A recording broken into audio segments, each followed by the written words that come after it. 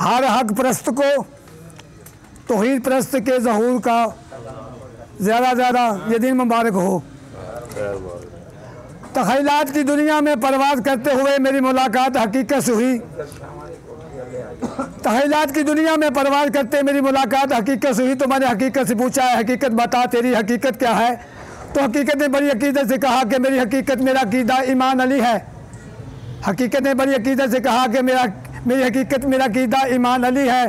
कायनात भर में मेरी पहचान अली है और मैं गवाह हूँ मेराज के लम्हों की। सुनो, मेहमान थे मुस्तफ़ा तो मेज़बान अली है।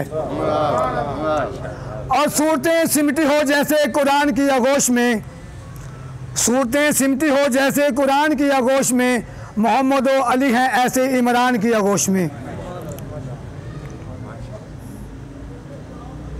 नबियाँ ने जो बनाया रबदा है घर वो सड़वाया, एक किबला बनाना बस अली जानदाए।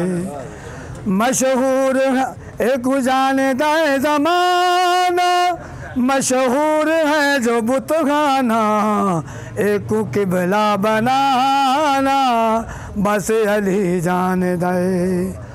ओ दीद किती हसनैन दबाबे, आखे तू जबरील अमीर, तू सरदार है मलाइका दा, पर मेरे आखे तू मस्कीन है। मैं हाँ अमीर पीरां दा पीर, तैकू दस छोड़ा। मैं कुना जमाया कर, मेरे बालों नू खड़ाया कर, तेरा हर एक ठिकाना बस अली जानदाए।